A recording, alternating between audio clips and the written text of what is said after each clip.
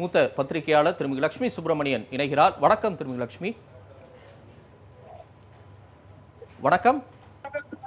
வணக்கம் தம்பி, சொல்லுங்க. கேக்குதா? வணக்கம். கேக்குது. இப்ப விஜயனுடைய உரை, அதனுடைய சாராம்சங்களை முதற்கட்டமா எப்படி புரிஞ்சுக்கலாம்? என்னென்ன செய்திகளை சொல்லுது இந்த உரை? அதாவது அதிமுகவினுடைய வாக்குகளை குறிவைக்கிறார். எம்ஜிஆரை அதிமுக தரப்பிலிருந்து முழுமையாக தன்வசப்படுத்திக் கொள்ள நினைக்கிறார். விஜயகாந்தனுடைய கட்சியையும் அல்லது விஜயகாந்துக்கு இருக்கக்கூடிய வாக்குகளையும் தன்வசப்படுத்திக் கொள்ள நினைக்கிறார். மோடியை எதிர்ப்பதாக சொல்கிறார், திமுகவை எதிர்க்கிறார். அவ்வளவுதான், வேற எதுவுமே இல்லை. மற்ற விஷயங்கள் அவர் திமுகவை ரொம்ப வெகு தீவிரமா எதிர்க்கிறதா, அவர் மேல வைக்கக்கூடிய விமர்சனங்களுக்கும் சில கருத்துக்களை எல்லாம் அவர் சொல்லியிருக்கிறார்ல. புசி ஆனந்த வச்சுக்கிட்டு எல்லாம் எப்படி ஜெயிக்க முடியும்னு பேசுறாங்க, சினிமாக்காரன்னு பேசுறாங்க, இதெல்லாம் எனக்கு தெரியாம வரல, அதையெல்லாம் தாண்டி ஒவ்வொரு வீட்லயும் நான் இருக்கேன் அப்படின்லாம் அவர் பேசுறாருல.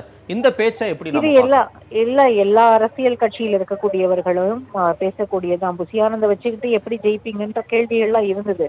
புசியானந்த் தான் இன்னைக்கு இந்த மாநாடும் ஆர்கனைஸ் பண்ணாரு.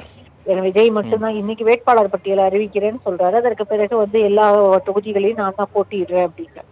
அங்க அவரை விட்டா வேற யாருமே இல்லை, நான் மட்டும்தான் இங்க. விஜய்க்காக தான் இன்னைக்கு வந்திருக்காங்க. இன்னைக்கு கூட்டம் முழுக்கவே விஜய்க்காக வந்த கூட்டம் தான். விஜய பார்க்கறதுக்காக வந்த கூட்டம். அதுல நிறைய விஜயோட ஃபாலோவர்ஸா, விஜயை பிடிச்சு லவ் பண்றோம், விஜய் மேல இருக்க அஃபெக்ஷன், விஜய் மேல இருக்க அஃபெக்ஷன்ல வந்த கிரௌடு ஒரு பெரிய கிரௌடு.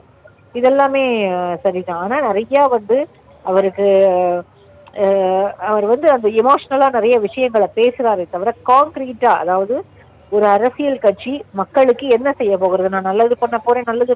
எல்லா அரசியல் கட்சியும் அதான் சொல்லுவாங்க, நீங்களும் அதான் செய்யறீங்க, அதான் சொல்றீங்க.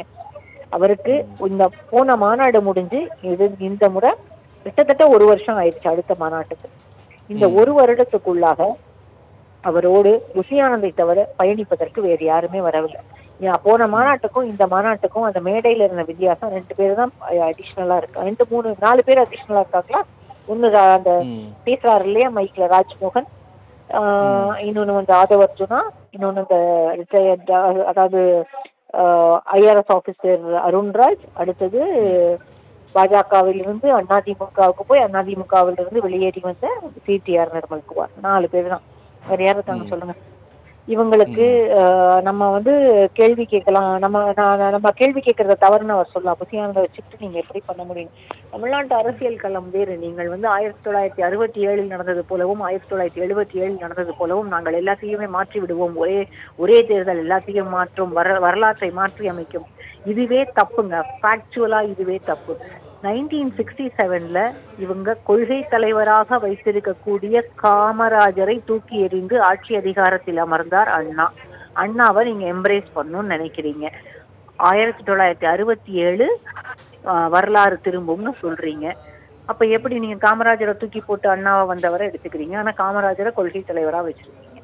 சரி, அடுத்தது எம்ஜிஆர் 1977 வந்தார். எம்ஜிஆருக்கு மிகப்பெரிய அரசியல் அனுபவம் இருந்தது. திமுகவில் பல ஆண்டு காலம் அண்ணாவோடும் கலைஞரோடும் அதற்கு முன்பு இருந்த தலைவர்களோடும் பயணித்தவர். அவருக்கு அவருடைய ஃபேன் கிளப் ஃபுல்லா இது சோசியல் மீடியா இல்லாத காலங்களிலேயே ஒன்றிய கழகங்களாக மாறி அவரோடு பின்னால் நின்னது. முதல் மாநாட்டிலேயே, அவர் முதல் தேர்தலிலேயே அவருக்கு பின்னால திமுகவிலிருந்து பெரிய பெரிய அளவுல வெற்றி பெற்றவர்களும் பொறுப்பில் இருந்தவர்களும் அவரோடு பயணிக்க தொடங்கினார்கள். இன்னைக்கு அப்படியெல்லாம் யாருமே இல்லை. புசியானந்துக்கு அரசியல் தெரியாதுன்னு யாருமே டிஸ்மிஸ் பண்ணல.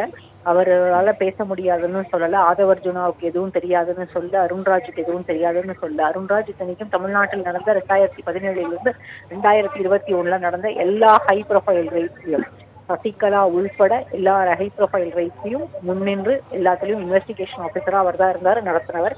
அவருக்கு கம்ப்ளீட்டா சிஸ்டம் தெரியும். நீங்க கரப்ஷனை பத்தி அவர் விஜய் பேசுறாரு, கூட அவர் நிக்கிறாரு, பேசுறாரு.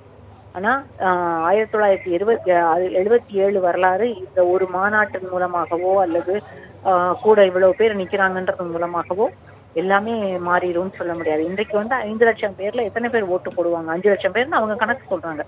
எனக்கு தெரிஞ்சு இந்த கிரௌட் ஒரு 1.5 to 2 லட்சம். இதே போல ஒரு மிகப்பெரிய கூட்டம் தான் விஜயகாந்துக்கு வந்தது. 2005 இதே மதுரையில விஜயகாந்தனுடைய மாநாட்டுக்கு நான் நேரில் தான் போயிருந்தேன். அதுல இவ்வளவு பெரிய கூட்டம் தான் இருந்தது. அதற்கு பிறகு ஆஹ் 17 கமலஹாசனுடைய மாநாட்டுக்கும் பெரிய கூட்டம் வந்தது. கமலஹாசன் மாநாட்டுக்கு விஜயகாந்த் மாநாடை விட குறைவான கூட்டம் தான் இருந்தது. ஆனா எல்லாமே ஓட்டா மாறி இருந்தா அவங்க 2 பேரும் எப்பயோ முதலமைச்சர் ஆயிருக்கணும். இன்றைக்கு அவர் வந்து ஒரு ரொம்ப இமோஷனலா, நான் ஸ்காட்ல இருக்க சிங்கம், நான் வந்து தன்னுடைய பெரிய சக்தியோட தான் சிங்கம் வேட்டையாடும், அதெல்லாம் சரிதான்.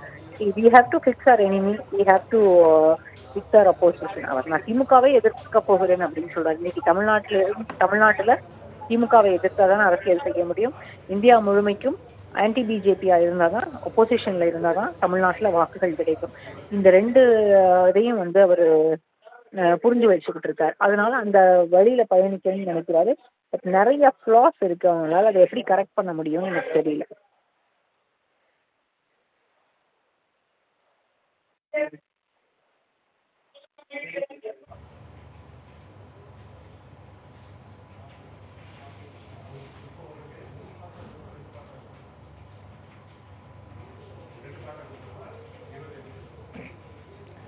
நன்றி திருமதி லட்சுமி, இணைப்பில் வந்து உங்களுடைய கருத்துக்களை பதிவு செய்தமைக்கு.